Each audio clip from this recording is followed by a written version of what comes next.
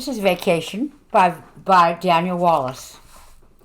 You have arrived in Aristia.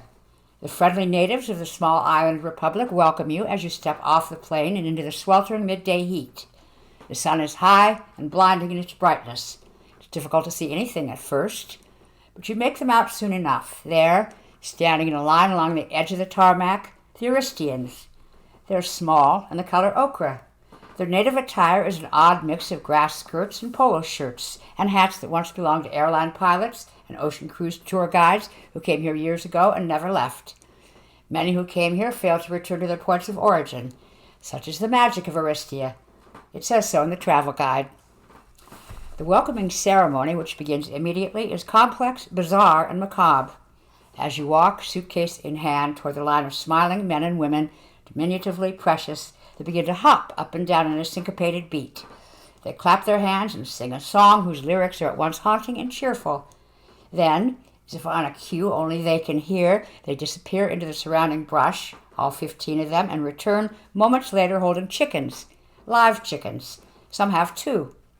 You've been told about this part of the ceremony. Somehow you thought your travel agent had been exaggerating. She wasn't. If anything, she was trying to shield you from the gruesome reality of what is to follow. They strangle the chickens with their bare hands. One by one, the chickens cease their clucking, their wings stop flapping, and all is silence. The feathered corpses are held high in the air triumphantly for your inspection. The natives proudly display their handiwork. Some of the chickens' heads have been taken right off. Blood drips over the natives' fingers and wrists. You nod, smiling. What else can you do? Then the singing resumes. The ceremony continues for another 15 minutes. There's more dancing and singing, more hopping around. But after the chickens, you don't remember much. Your mind is in a kind of fog. You look around you, suddenly feeling lost. You wish your wife were here to help, to guide you. You wonder what it was that made you come here, all by yourself, the first vacation you've taken apart from her in years. Maybe it was this. At home, 1,000 miles away, your wife is having an affair with your best friend, Walter. This is not hard to imagine. Walter is actually not a very good friend. To call him your best friend implies that there are a lot of other friends, and that Walter among them is foremost. It would be more accurate to say that Walter is your only friend. You've lived next door to him for 7 years. Prolonged exposure, especially on the weekends, have made him familiar to you in the way that you were once familiar with real friends, unless you have mistaken him for one all this time, and he's actually only wanted to sleep with your wife, a desire he is fulfilling at this very moment. He is good, too. He is good at sleeping with your wife. Walter is charming, in a quiet way. In bed, he knows what to do with his hands, which are big and strong. His fingernails are always clean and cut, perfect crescent moons. He feels good inside your wife. Both of them feel good. Feels especially good to her. She moans, smiling, deeply appreciative of the pleasure Walter affords her. It's not an affair, really, not yet. Now it's just sex. Hot, primitive, wordless sex between your wife and your neighbor. Suddenly, standing on the tarmac, it all comes to you. This trip was your wife's idea. She said she'd heard good things about Aristia. She bought the ticket herself as a present. After 10 years of marriage, she said it was a good time for both of you to rediscover what it was like to be alone, as individuals, not just half of a couple. Both of you are discovering what this is like simultaneously. She at home with Walter, and you on the tarmac, surrounded by 15 native Aristians and dozens of freshly killed chickens. You are discovering what it is like to be alone. After the ceremony, all the natives hug you. Your nice Izod shirt becomes splattered with blood. One native, toothless in a charming way, motions for you to bend over, and when you do, he takes a straw hat and fits it snugly on your head. With your Bermuda shorts and chalk white legs, you look great. The last man you hug is your driver. His name is Callie. Like California, he says in a weird accent. His face is dark, but his eyes are blue, beautiful and strange like a doll's eyes. You from California?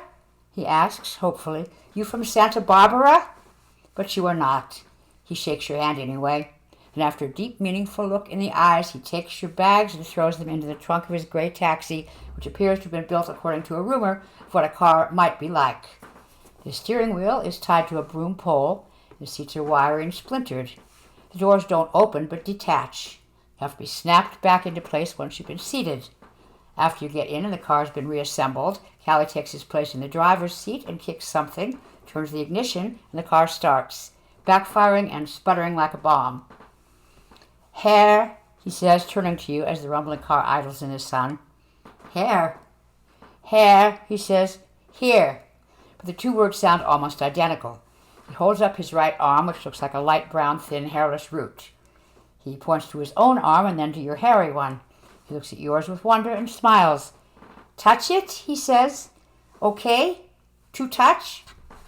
"Sure," you say, though you're not sure why it's okay. It would seem rude somehow to deny him his request. His hand slowly moves to your arm and gently rests there for a moment. You feel his warmth. Then as he lifts his palm, his fingers come together and lightly pull at a tuft of your hair just before it's about to hurt, he lets go. For a moment he's silent, so trying to take the experience in. Then he snaps to, smiles at you. He has beautiful teeth, one of them is gold, nods in thanks and turns away, then begins to drive down a winding, unpaved road. This, even though you have yet to tell him where you want to go. After their first time, Walter and your wife lie together in your bed and share an uncomfortable silence. She pulls the pale blue cotton sheets up over her breasts. The gravity of what they've done settles like a concrete blanket over them both. Everything has changed now. They both know that. Walter is your friend. But, more than that, he is your neighbor. He lives in the bungalow next door. He's made love to your wife. Now he will have to see you every day, wave to you as you are both leaving for work, and know that he has done one of the worst things one man can do to another. Every time he looks at her and she looks at him, they will know what they've done. It will be their secret, and as such it will harm them in ways beyond knowing. It will grow inside them both like a cancer. Secrets have a way of announcing themselves, though, especially to the person from whom they are being kept. One day you will find out. And what will happen then? Will you fly into a rage? Will you look at your wife and say, "How could you?" Will you kill one of them? Or will you simply get divorced and move away? Everything has changed. This is the knowledge Walter and your wife share in the silence after the sex, that first time, as the sunlight angles past the dresser across the hardwood floor. It's the way Eve felt after taking her first bite of the apple. She felt bad. You know she did. The second time, however, there are no misgivings whatsoever. It's all good. After a few minutes of driving in an increasingly wild and forested countryside, you cough to get his attention and then say, "Excuse me, Callie? I'm going to the hotel. Hotel Aristia. Is this the way to the hotel?" Callie looks at you in the rearview mirror and smiles, though you're not sure he can hear you over the sound of the engine. "No problem," he says and winks. "The hotel?" you say again. "I feel," he shouts and then stops. His face grimaces as he grinds to the gears. The car shakes, lurches. "I feel you are like a brother to me," he says. "Thank you," you say, unsure why you should thank him for saying such a thing. You don't want to be like a brother for Callie. You want to be a passenger in his cab and nothing more. But now you see him lovingly, almost reverently, eyeing you in his rearview mirror, a mirror which is really no more than a shard of glass wired to the ceiling, and you realize that you are much more than just a passenger to Callie. You're like a brother to him, like it or not. You'd heard the natives here were friendly, the women especially. You simply had no idea how friendly they could be. It would be unfair to your wife to accuse her of encouraging this trip in the hopes that once you're gone, she could partake in this affair with Walter. At the same time, it is not entirely untrue. She and Walter had never mentioned anything to the other about having an affair, never spoke in intimate terms in any way. And yet somehow you knew that if you were gone, even for a week, they would fall in bed together. They didn't have to talk about it. The day you left, Walter merely knocked on your front door, ostensibly to ask about a dead tree bordering both your yards, and when your eyes met, it was as if a huge conversation took place in less than a second. He walked into your house as though it were his own. She closed the door behind him, and they did it. Do it. Are doing it still. It's great for them both. It's amazing, beyond all hopes, all dreams. The thing is, you just lost all that weight. You still had a little tummy, of course, but a man your age, any man your age, is going to have a little tummy. Even Walter has a little tummy. This is what it is, what makes you realize that no matter what she said, no matter how she looked at you, no matter how bad she made you feel about yourself and your body, it was never that. It was always something else. Walter has a nice-sized tummy himself, so it was never that. The Aristian countryside is a florid, volcanic protrusion of flowers and trees, each falling into the next, dark and beautiful and rainforest lush.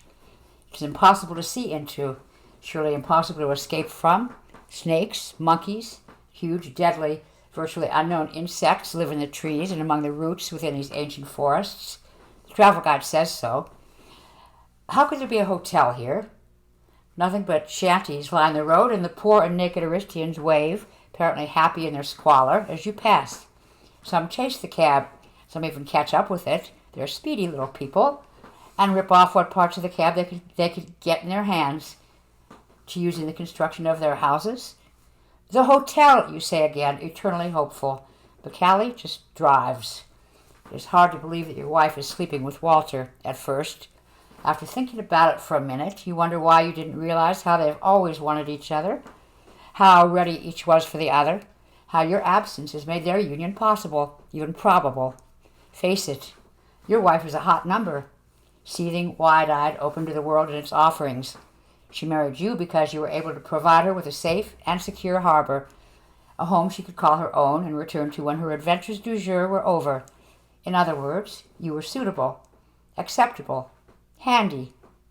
And she, the hot number, seething, wide-eyed, who knows how many Walter types she's encountered in the last 10 years. But you have never found another woman quite like her. You've rarely even glimpsed one except in a magazine. The rest of them, the rest of her kind, it's as if they come from another world, the world of fashion or airbrushed photographs of celebrity. You're right to snatch her up. Other men envy you. Yes, they envy you. That's the look you see in their eyes as they watch you with your wife, as they look at you on the street with her, out to eat in a nice restaurant. They shake their heads and smile when they see you. This is envy. You are a very lucky man. Callie continues to watch you in the rearview mirror. How, you wonder, can he watch you so intently and keep the car on the road? Then it's not much of a road. In fact, it's hard to distinguish what the road is from what it's not. It's as if wherever the car happens to go can be considered a road, because the car is going over it all, rocks, roots, ravines, whatever, and you feel every bump.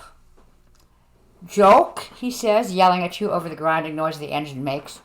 You want joke? You shrug your shoulders. Sure, you say. Tell me a joke. Okay, he says, grinning at the thought of it. Man. This man, he walks into bar. Okay? Okay, you say. Somehow this puts you at ease. There is humor in a man walking into a bar, even here in Aristia. So, man walks into bar. Very sad, this man. Get drunk. Say to bartender something. I feel like so sad. I want to see beautiful woman. Where is beautiful woman? Can you show me beautiful woman? Bartender says, I show you beautiful woman. Takes him to a special room full of women, but they are all so ugly, ugliest women on the earth. So the man says, where are beautiful women? Callie pauses. You wait. You look in the mirror and make eye contact with him. When you do, his smile grows. He begins to laugh as hard as he can without dislodging an organ, and you realize that was it. That was the joke. I'm sorry, you say. I don't get it. What? He says. The joke, you say. I don't. Where are they? What? He says. Where what? The women. Who? The women, you say. The beautiful women. Yes? Where are the beautiful women? Callie smiles, veers to miss a dog-like creature that has wandered out in the path of the car and nods knowingly. Oh, I seeing. You want I take you to the beautiful women. What? You meet your eyes in the reflective glass. The beautiful women, he says again, a small smile on his lips.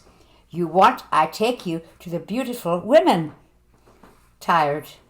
You were very tired. It was a long flight in a small plane. No, no, no, you want to say. Please, just listen. But you don't say that. The cab lurches to one side and something falls off it. Fender? Part of the engine? And it is against every reflex in your body, but with the overpowering special vision of Walter and your wife in bed together 1,000 miles away, you nod. It feels right. Yes, you say. Yes. Take me to the beautiful women. Sex. It's not the worst thing, of course. Not for you, as you're thinking about your wife and Walter, your treacherous next-door neighbor. The worst is what happens after. Not the first time, or the second. After the third, and then more after the fourth, what happens then? They talk. They talk about themselves to each other. My dad was I don't know, Walter says. He messed around a lot. He about killed my mother. Wasn't great for the rest of us either, you know.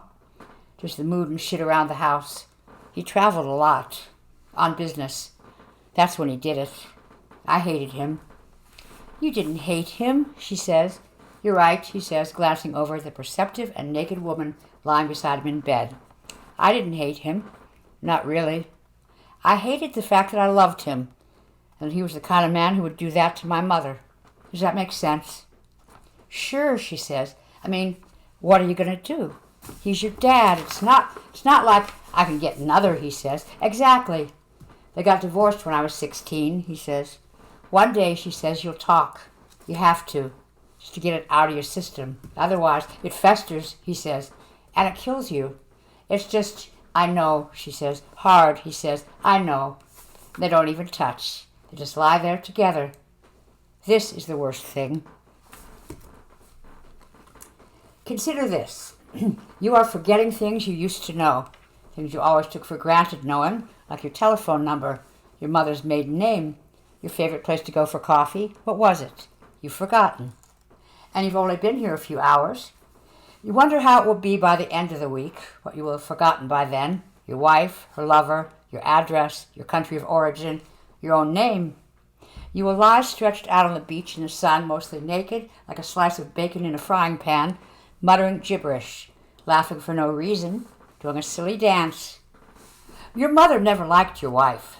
She never said as much because it would be unseemly, but she never warmed to your wife the way she could have. She never called her just to chat, never gets her a special present at Christmas. No one's ever mentioned it. You used to resent her for it, but now you don't. You think she's always known something you should have known, but didn't. That one day this would happen. All of this. The affair, Aristia, Callie, the progress of your life. A mother knows these things. Suddenly the skies begin to darken. In the rearview mirror you watch Callie's eyes narrow. The smile leaves his face stone cold. Almost there, Callie says. Almost there to the beautiful women. Then it starts to rain. The sky opens and buckets of water fall down all over the trees and the road and the cab, and all that was once bright and dry and brittle is now wet, dripping, muddy. The cab slides about like a bobsled. Callie doesn't even appear to be driving anymore. He looks to be hypnotized as the steering wheel rocks back and forth on its own. The wind blows hard. Sheets of rain pour in through the window, which you can't roll up because there isn't one. There is no window. Within seconds your hair is soaked. You can feel a cool puddle collecting around you on the seat. Everywhere, the world has turned into a gray, violent haze of rapidly falling water, as if the ocean were being strained through a filter, and beyond you there is nothing. Nothing you can see at all. And still Callie drives onward, transfixed as a martyr, with his eyes on his fate. Back in America, it is sweet and glossy spring. Perhaps it's the next morning, or the one after that. Time is funny the way it changes from place to place. And didn't you fly over the dateline to get here? At any rate, it's morning. Walter's off to work. Your wife is home alone, reading the paper in the sunroom, drinking her coffee. She looks up briefly as she hears Walter's car start up. She doesn't get up to watch him drive away. She just smiles a little smile. For the pleasure she has had or the pleasure that is to come, no one but she could say. Unbeknownst to you, Walter is a golfing buddy of Nelson, the guy in the cubicle beside yours at work. But you never knew that one was acquainted with the other. Walter calls Nelson that morning from work. "You never guessed what happened yesterday," he says. "Not in a million fucking years." And Nelson starts guessing. Walter was right. He would never guess correctly for a very long time. So Walter tells him. He tells him. Not everything, but a lot, enough, too much. Husband on trip, wife home alone, etc., etc. Nelson can't believe it. He can't believe it until he actually tells someone else about it. Over time, as more people tell the story, it becomes more and more believable to everybody. And so by the time your vacation is over, everyone will know. Everyone will pity and despise you. Your position at the company will be weakened. Your future there insecure and pointless. So there goes your job, along with your wife. There goes everything you ever had. There's no reason you realize ever to return. But just then a light breaks through the darkness. Not the sun, something better, electricity. It's a street lamp. There's a town here, a place, somewhere to be, to rest, shelter from the storm. The hotel must be close. The rain lets up, and you see little buildings. Not the most prepossessing of buildings, but still, with their bamboo awnings and thickly thatched roofs, they're charming, right out of a travel guide. The cab slows. The streets are deserted in the shower as soon as the rain stops, and it does, in a matter of a moment, as if a spigot had been shut off. Natives and tourists alike crowd the street, fruit stalls open, a lively excitement bustles all around. Huge yellow flowers grow from the soil around the sides of buildings, and the women, dressed in almost nothing at all, are beautiful beyond your imagination. They're perfect, from their hair to their breasts to their slender waists and substantial hips. Wow, you think. Just wow, Aristia. You have to admit it now. It's kind of nice. You're kind of glad you came. Beyond the edge of town, you can even see the limitless ocean, shimmering blue, see-through to the sandy bottom, and lovely, just lovely. Smile, you idiot, you think to yourself. Smile. The strange reception, the alarming driver, and the harrowing cab ride aside, this is a kind of paradise, and you're in it. Pity the poor fuckers at home who have to wake up in the morning to a pine tree in a parking lot. This is the life. Even Callie seems to have settled down. The cab ride is slower now, easygoing, pleasant. Your eyes meet Callie's in the rearview mirror. You smile, clearly happy, and then he smiles too. "My people, we have not so much," he says in his halting English.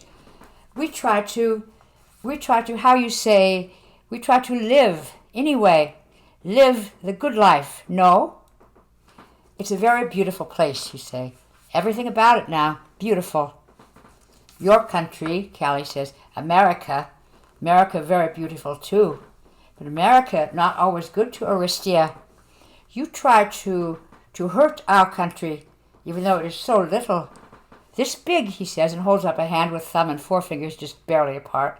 A fly is bigger than my country. He looks at you and laughs. But somehow the laugh seems fake, forced. You laugh too. It is a small country, you say, nodding, and America is very big. For the first time since the ride began, Callie turns to look at you. In a small cab, your faces are almost touching. "So why do you care about hurting us so much?" he says. "Why, my brother?" This comes as something of a shock. "Me," you say, "hurt you?"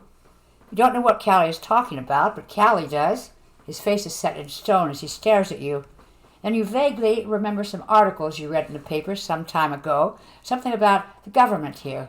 Was it overthrown? Did they elect some unsavory character? Was there some military action? You really don't remember. You don't remember because you don't care. You never did, and you never will. Who cares about Aristia? You're here on vacation, after all. Callie stops the cab near the side of the road beside what looks like a bar. A martini glass, at any rate, is painted in red on the dirty white brick. There are no windows, however, and only one dark screen door, beyond which there seems to be nothing at all. He turns to you and studies your face. "Sit," he says. "Stay here. Wait. I check on women. Back soon." "Callie," you say, looking at him with all the sincerity you could muster, "I'm your friend." And Callie smiles. "I know," he says. He unlatches his door from the sophisticated coat hanger device that holds it on the body of the car, walks into the building with a martini on the wall. The building appears to swallow him. He's gone for some time. As you wait, you look around and admire the lovely little town that time forgot, People now swarming the unpaved streets after the rain. Soon this will be you, stepping over puddles, eating bananas, laughing like a hyena. And this, remarkably, is when you see someone you know. That's Tom Blankenship, for God's sake. You can't remember the last time you saw him. That's him, all right. Hasn't changed at all. That's him in a torn and dirty t-shirt, barefooted, wearing a pair of jeans cut off to shorts. He's the guy you always thought of as having it made. Smart, successful, single. If there was fun to be had, Tom Blankenship was having it. Seeing him here confirms that you've come to the right place for a vacation. Tom, you call from the window, and he turns but only briefly. And he keeps walking, faster, away from you. Tom, you call again, louder this time. Tom Blankenship, it's me. As he turns a corner, you figure he didn't hear you, or if he did, he couldn't see. Just some disembodied voice calling his name. So you get out of the cab. He's gone now, but you saw where he went, and you run after him, calling his name. It's so exciting in a way you can't describe. This coincidence. You can't wait to share it with him. You and Tom Blankenship in Aristia. Turning the corner, you see him, but you're too out of breath to call his name now, so you just run up and place your hands on his shoulder. The man who turns around isn't Tom Blankenship. Not even close. This man isn't even white. He's clearly Aristian. There's a long scar down one side of his face. When he smiles, you see he's missing most of his teeth. His tongue writhes around in his mouth like a snake. He looks at your hand on his shoulder as though it were a dead rat, and he grabs it, moving it off of him with a malicious strength, almost breaking your fingers as he does so. Sir! It is Callie running towards you as you cringe in pain. The man drops your hand and with a cold glare at Callie walks away. You watch the man go, shaking out your hand to get some feeling back. I said sit, Callie says. I said stay. You not stay. I thought, you say, but what you thought seems so improbable now that the words can't be spoken. They can't live outside your own mind. Thought, Callie says. He reminds you of your father, the way he says it. Thought? If you thought you stay. No thought, he says. He drags you back to the cab and points to it. No thought? Look, everything gone. What? He's pointing to the trunk. It's open. Inside there's nothing but an old Coke can. This is where your suitcase was, your passport, your money, all of your clothes, the bathing suit you planned to wear on the beach. Gone. All in a minute's time. That's why I tell you, stay, he says, shaking his head sadly, lecturing you. Some people, they no good. They wait for this and take everything. Bad men. Bad men here, just like in America, just like everywhere. You nod. Callie is right. There are bad men everywhere, here and America. Bad men like Walter. Walter, who has stolen everything from you, who's destroyed everything you are or were, your life as you knew it, your wife as you knew her, your place in the world. It's all over now, over and done with. Say goodbye to the old friend that was your life. Say hello to this stranger you've become. See him grotesquely reflected in the puddle at your feet.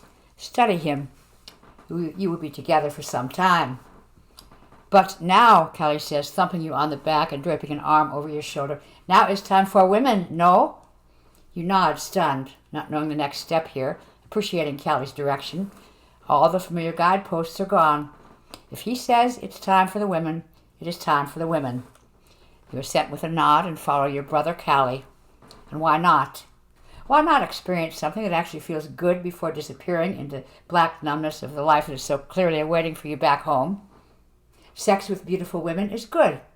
It's good in America, and it's good here in Aristia. You'll do it all week long if you want to. It's not the same as sex with your wife, of course. You don't really have a wife anymore, do you?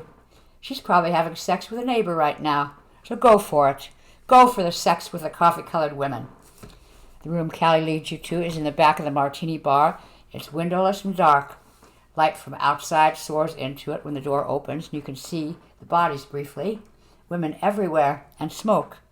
When the door closes, you feel blind for a moment, grasping for something to hold on to touch. Slowly, your eyes become adjusted to the darkness. There are little lights everywhere now, the glowing tips of cigarettes.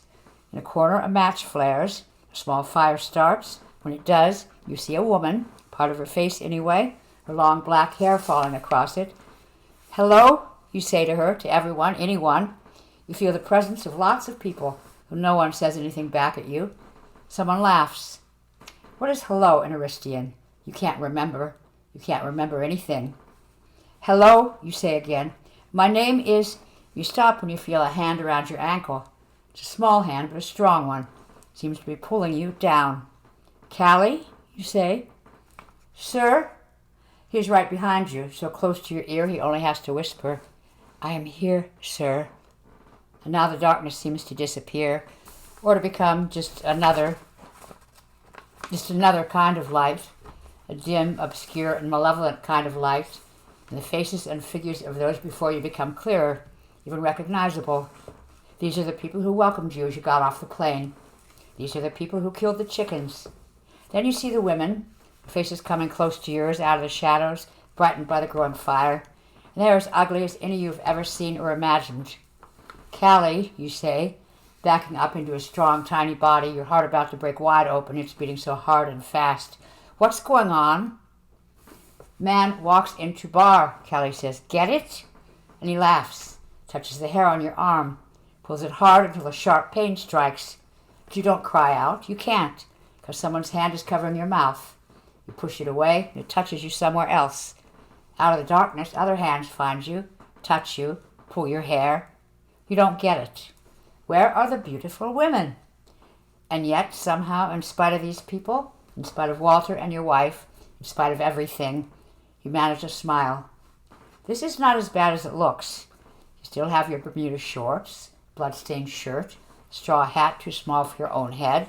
Perhaps someone here will be interested in trading for them. Yes, perhaps a trade, you think.